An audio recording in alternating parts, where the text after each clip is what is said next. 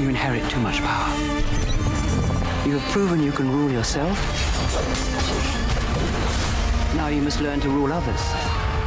The visuals on this film are incredible. The sound, the production design, the costume design, all of it. Was there a moment or a day on set where you looked around and your mind was blown and you were like, this is next level? Many days. I would say 40% of the shoot was that. I could say 80% of the shoot was that because the sets were built practically. I think of the sandworm mural.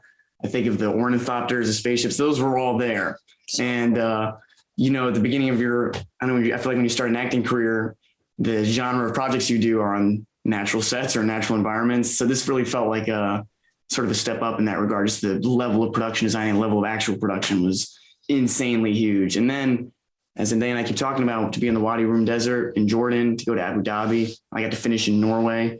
Those are the moments, pinch yourself because it's like, this is feels like work, between quotations or something. For sure. Zendaya, your character, we see her in a lot of the film, but she does remain a bit mysterious because her role is a lot larger in the second part. So what is something that you learned about her that you love and admire that you can give to audiences now going into Dune Part 1 who may not be as familiar with the entire story? Right. Well, I think the cool part is that we don't know much about her yet, at least for people who haven't read the books or aren't familiar with them. We don't really know what to expect from this person. We've kind of, through his visions, we've seen her be a good guy. We've seen her be a bad guy. We're just as apprehensive about him as I'm sure she is about her, of us, as she is of him, because these visions are confusing and he's still trying to figure out what they all mean and what is it that's bringing him to these people and what is this connection. And she doesn't know that he knows who she is. So I'm fascinated to, kind of dig into the rest of the story because there's so much truly yet to come. It really is only the beginning.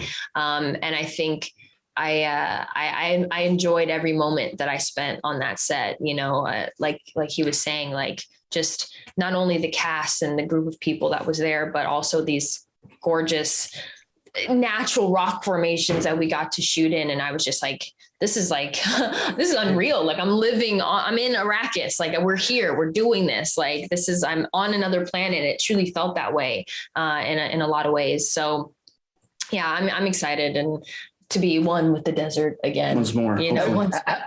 Have you read the script for Part 2? Like, do you know? No, I don't even know. I don't even know if they have one ready to go. You're ready to go. We're ready to go. We wrote our own version. Ready since the first time. We wrote our own script. It kind of deviates from the book a little bit. A great man doesn't seek to lead. He's called to it.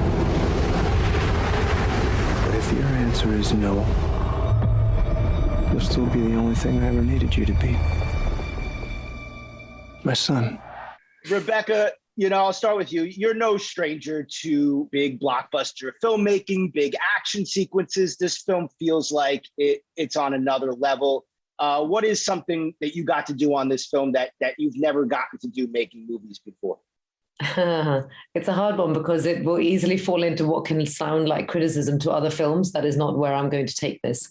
But I think Denis' love for this film was so, on the surface all the time that my focus wasn't on the grandiosity of the film, the scale, the landscape. That was there. It was set.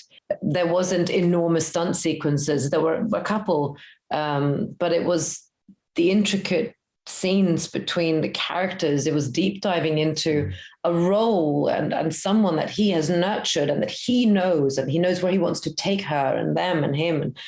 And just that dynamic, I guess, in this scale was quite new to combine them. Yeah. Mm-hmm. Oscar, Dune has inspired so many sci-fi properties over the years, including Star Wars. You, sir, have the rare opportunity of saying that you have been in both a Dune and a Star Wars movie. How could you compare the two experiences? And what did you, similar to Rebecca, what did you get to do on Dune that maybe you never got to see or do making the Star Wars movies? Rebecca was my Chewbacca in this one. Does he have a beard? Yeah, Chewbacca has a big beard. I keep on forgetting that he had a beard in this movie. Forgets that I have a beard in the movie. I forgot this. Apparently, number one on the call sheet. Yeah, the beard. The beard was number one on the call sheet. It's just to say what Rebecca so articulately said. It was to work on something of this massive scale, but it really was a constant exploration and excavation of the character and the situation and the complexity of what was going on, and doing it in the most economical way.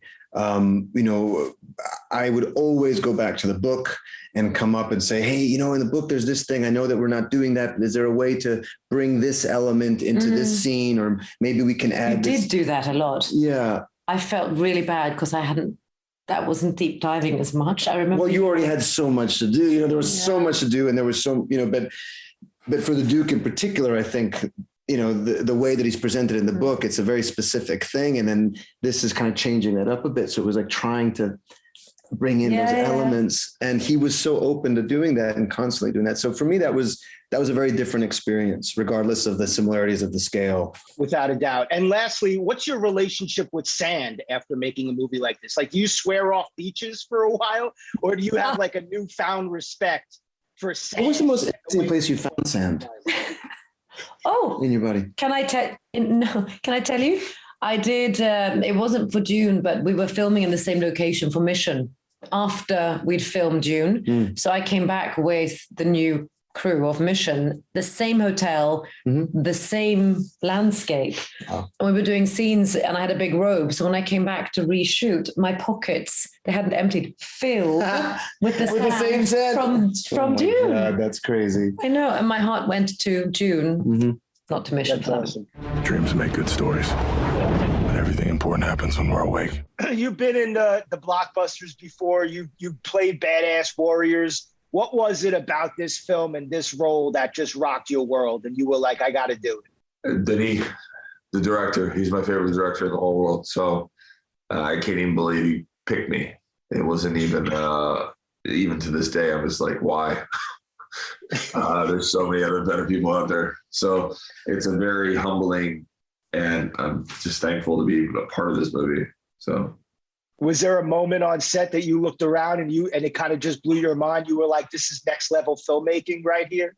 That happened many times, especially when you go to like Jordan and you're like in Wadi Rum. And so we're out in these deserts that are just, I've never seen anything like it. It's like you're on a different planet. It truly was like you're on Arrakis. But there were acting moments where it's like when we meet Stilgar and we're all in lines as Josh Brolin, Oscar, Timothy, Steven, we're all there. And, Javier walks in and you're just like, dude, this guy is the boss, bro. And he just delivers gold. He's so powerful that you just go, wow, yeah, I don't know a thing about acting. This guy is just like, I'm just here as an extra in Javier's movie. So I'm just thank you for having me. I'll just be the extra in your movie. You have experience now. I mean, what is the more challenging environment to film in, water or sand? I mean, water is always the worst. Water is the hardest. Everything's moving. Everything changes. It's just like water's the hardest. Do you have what is your relationship to sand after making a film like this? Do you like? I don't mind the sand. Yeah, I thought it was beautiful. I think it was really, really pretty. And the sand we weren't there for that long. So, I mean, like there for like 2 weeks. So to me, it's just like, wow, what a beautiful world that we have.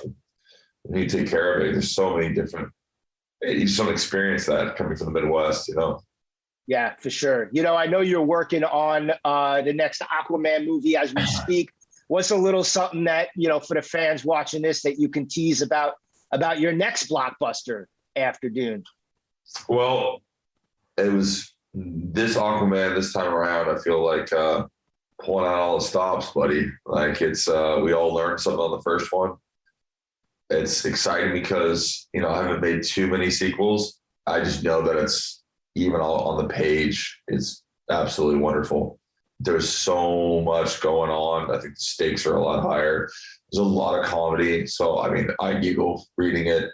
It's a lot of fun. And definitely the actions. I think just in the last 3-4 years, just technology is constantly, it's just moving at such a rapid pace that what we're doing with underwater, I mean, that's what made the first one so just amazing. So it's just going on to a whole nother level. So I'm excited for everyone because it's just a lot more hard, a lot more at risk. And sorry, I shouldn't even be talking about it. You got me talking, but I think the environmental issues, which really I love about being able to be Aquaman, is like the two worlds and like what's important and what's happening to our world. So I'm excited to, I guess, open people's eyes and show some different sides, and you know. Smile, Gurney. I am smiling. Josh, you have now worked with Denis on multiple films. So how would you say his filmmaking style or process maybe differs from the Coen brothers? What do you think makes him a unique visionary for our time? I mean, how every filmmaker is different from the other. Do you know what I mean? I mean, the Coens are very specific in their style, and you know, when you work with some filmmakers, they resort to that a lot. And I understand they're like, "Hey, look at this shot. This is kind of like a Coen brothers shot," and then you realize you made a mistake. But people like Denis, they really have an originality and a uniqueness and an ownership of their own vision. And I feel like Denis, I don't know, man. And, you know, Sicario was a wonderful movie, and I thought Arrival was a great movie. But it feels like there's this upward trajectory that was a practice to do this. And I'm not just saying that, and I haven't said it during every interview, but I really feel that. It's like he was really experimenting and learning, but also stayed within the scope of that type of story. This is so massive, and I think he was ready to do it. I think it was perfect timing for him. Right on. Javier, you have to do a lot of work in and around sand in this film. So, like, what is your relationship with sand after making a movie like this? Do you square off beaches for a while? Or do you maybe have a newfound respect for sand and the way that it informs an environment, especially in a film like this? I don't know how to answer that. I love going to the beach and I love the sand. And being in the desert of Jordan is something. It's an amazing experience for sure. And because it's more than sand, it's just the landscape. It's the bottom of the ocean. What once was the bottom of the ocean in some places. And the thing with the Fremen is the relationship with their relationship with the landscape is huge. It's unique, and that's the thing that you have to kind of try to achieve, the way they relate physically to that land, to that sand, as you call it. And what do you think it is about that makes this film such a unique sort of inspiration for other sci-fi properties? You know, it's inspired everything from Star Wars to so many over the years. What do you think it is about this story? Josh, I'll ask you that makes it's the original source. You see all these, you know, yes, there were a couple of attempts, and I think really, you know, wonderful attempts, but they were great attempts for the times. You know, it's been long enough, and we've advanced so much technologically that you're able to, you know, the LSD has gotten more powerful. You know? And it allows you kind of to transcend in a much more sensorial level, you know, and it's the source material. I mean, this is what has inspired so many other great things. It would be nice if the original source material, we were able to see that manifested in its original greatness, you know? All of civilization depends on it. You know, I want to start out, you know, Dune has inspired so many sci-fi properties over the years, including Star Wars. You know, you have the rare opportunity of saying that you were in both a Star Wars movie and a Dune movie. So I was just curious if you could just compare the two experiences. I mean, to me, Dune just feels so big in its scope and ambition. Yeah, absolutely. I mean, they are both, you know, huge scale entities. For me, my experience working on Star Wars was, although, you know, it's that lovely scene, it was actually one day. So it's very different to me playing Liet Kynes in Dune, which is you know, as you say, this is the beginning of it all. This is where all the sci-fis get all of their formulas, you know, the storyline, plot lines, everything that we pluck out on the average. And if I say average, you know what I mean, sci-fi, it comes from Frank Herbert's Dune. And so when you hold that Bible in your hand and you see it, and then you look at that as an actor and you go, okay, I'm going to be playing somebody from this. This is, you know, it's an honor for me. It's a huge honor. And the more, you know, I started to look into this world that is Frank Herbert's world and everything that surrounds it, I realized how important it was for me to treat it with the respect that it deserves, and to also count my blessings that I was allowed to be part of it as well. So. Yeah, you know, I want to talk to you about the sandworm sequences. Your character is involved in a sandworm sequence or two. What did that look like from your POV, from an actor's POV on set? When shooting those sequences? What it looked like was me looking into thin air and then Denis shouting, just shouting certain things at me. So it's coming and it's that's when you get your acting skills, you know, it's that thing of, okay, here we go. We're imagining there's this great worm, which is 40 meters in diameter, 400 meters long. What does that look like? You know, all of a sudden you're starting to, but Denis is so wonderful. You obviously talk about this, and at what point is it getting really, when does it become really colossal? And so, yeah, it's about investing that lovely thing that we have called your imagination and being a child again and just letting it wash, you know, let it all come through with just that sense of, oh my gosh, because can you imagine that 400 meters? I can't imagine that, you know, but on that topic though, like, what is your relationship with sand after making a movie like this? Are you like, I can't go near sand anymore? Like, are you like, no beaches for me for a while? You know something, I always as a child, I haven't said this to anybody so far, I always as a child had a problem with how sand used to feel when you went to the beach and it gets stuck here and it would come there. I love sand now. To me, sand is sacred. Really? Yeah, sand, and it's from doing this. It's from being in the places that we filmed. It's being in Abu Dhabi. It's being in Wadi Rum in Jordan. When you start to realize what sand is, it's time. I mean, we always talk about, you know, the passage of time, and we use sand visually to portray that. But actually, the truth of it is very much that sand is millions of years of the passage of time. And so when you think about what Frank has written and how long ago it was in a short scale for us, you know, just under 60 years. And then we think about where it's set in time, where this world is set, and you just sort of, it starts to really, what's the word I'm looking for?